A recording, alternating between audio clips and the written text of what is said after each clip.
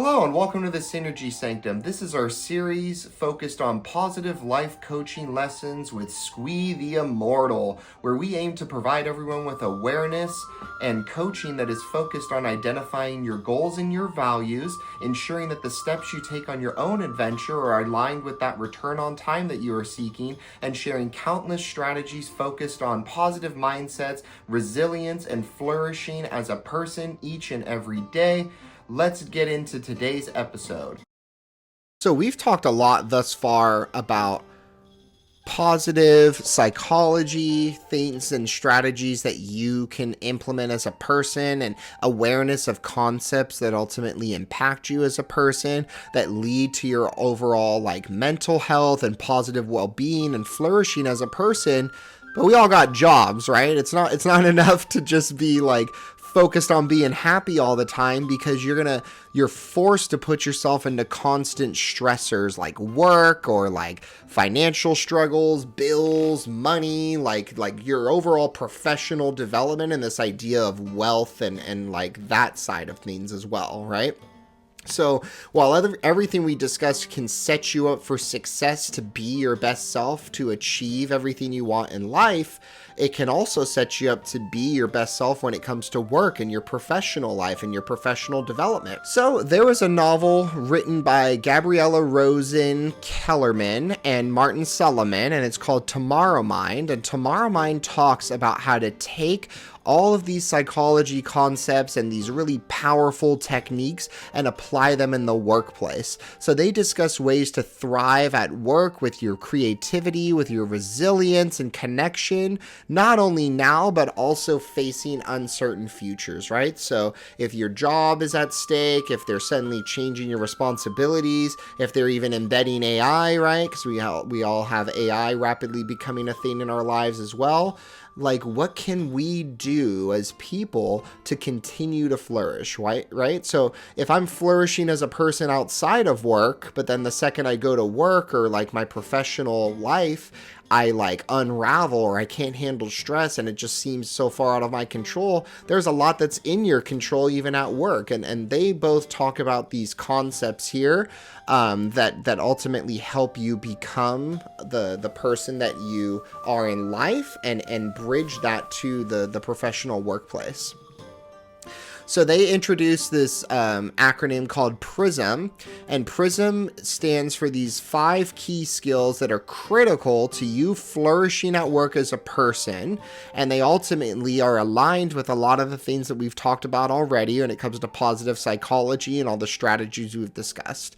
So PRISM stands for prospection, resilience, innovation and creativity, social support, and then mattering and meaning.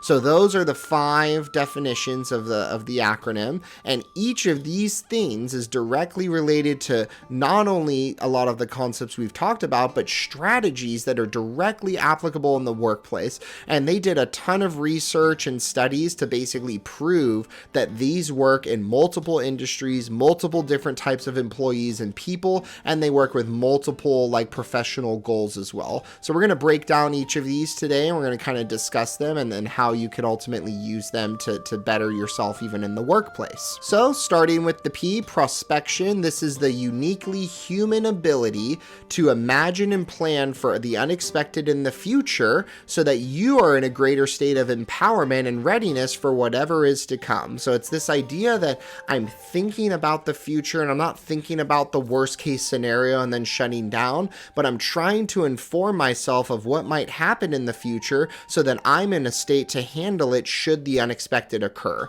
So I'm planning for what might go wrong and then what I'm going to do to combat that, right?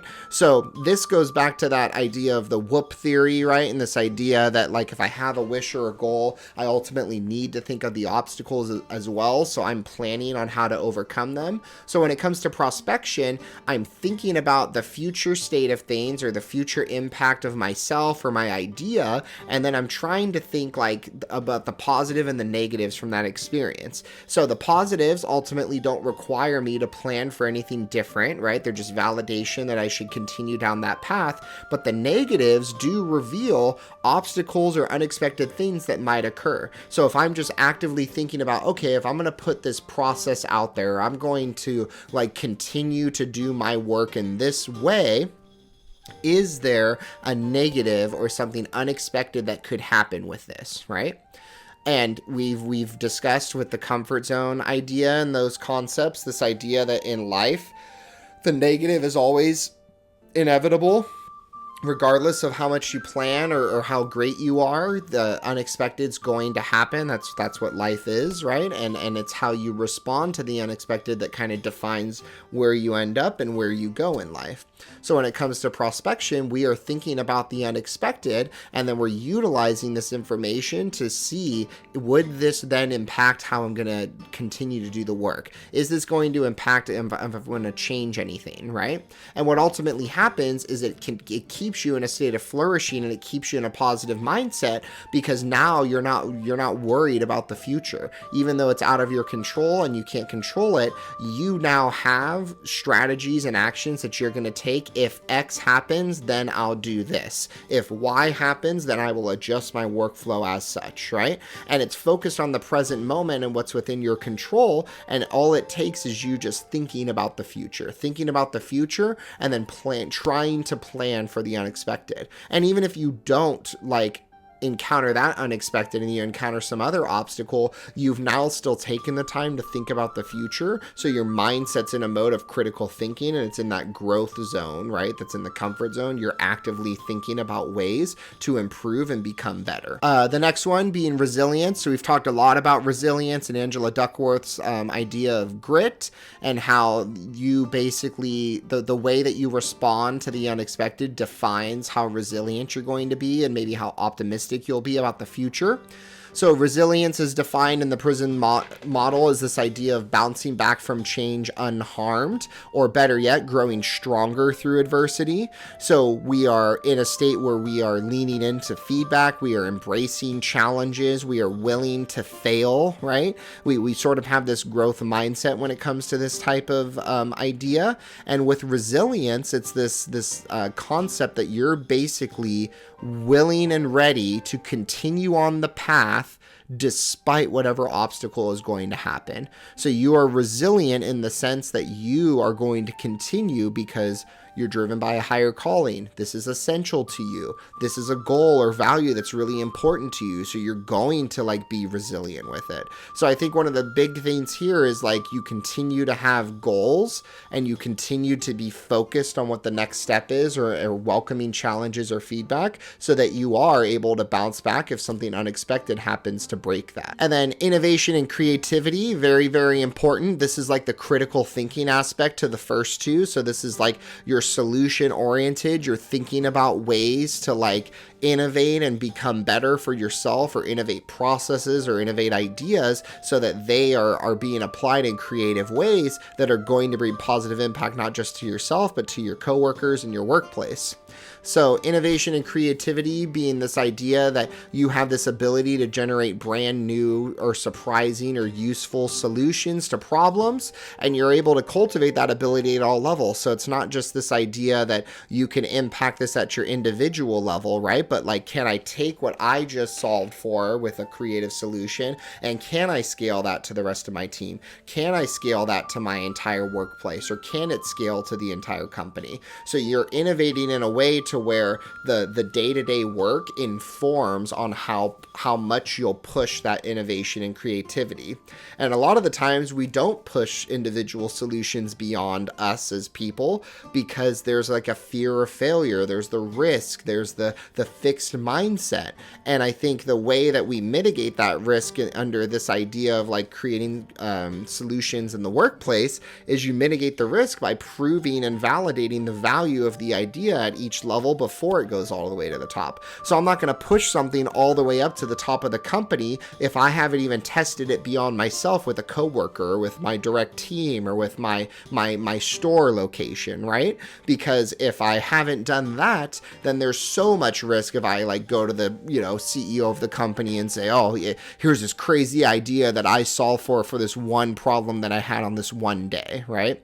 So it's this willingness to innovate and create, and it's this willingness to think strategically about how you can implement those solutions to stay in control and keep flourishing as a person. The next piece of the PRISM model, the S stands for social support. So this idea of social support by way of rapid support. So it's your ability to build trust and rapport quickly across multiple different people and perspectives and experiences, and then even distance, right? And how you ultimately do this with not only both your customer base, but also with your peers and your leaders and everything else, right? So this idea that you welcome opinions that are different from your own, you welcome solutions and like processes that might not be what you're used to or willing to do, and you're willing to like collaborate and build something by this network that exists. Like you're actively seeking social support, and then you're actively positively impacting that social support just as much as you're benefiting from it as a person.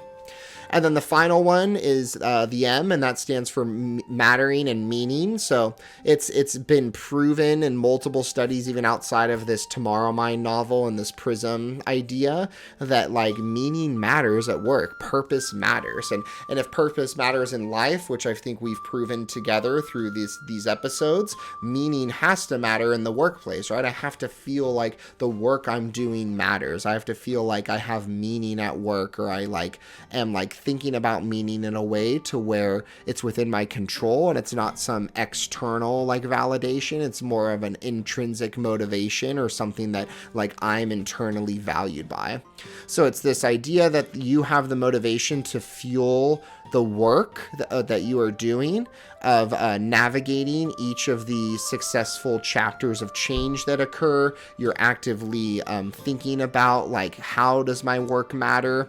And this goes into another concept called job crafting, and job crafting being this idea that the way that you think about your work ultimately impacts how you work and whether or not you're able to flourish as a person. So if I'm like a custodian at a hospital and I say that my job is cleaning toilets, that's not like a great job, right? I'm thinking about my work in the smallest fraction of that. But if I'm a custodian at a hospital and I think about my work as I'm helping to keep this hospital clean and healthy for all of its patients, then that's hitting higher, right? So the way that I'm thinking about my work ultimately, goes back to Carol Dweck's idea of mindsets and growth mindsets. It informs on my actions, and informs on how I think about the work, and informs on whether I'm in control of these things. And if I am in control, then I'm willing to like do things that others might get frustrated about, or I'm willing to like take on tasks that others don't want to, because I'm being driven by a higher meaning and purpose. And very similar to in life, if I've got a higher meaning and purpose, then I am driven to live into my strengths and values and take actions that are appropriate and focus on what's essential to me to make my highest contribution. It all translates to the workplace as well under this PRISM model.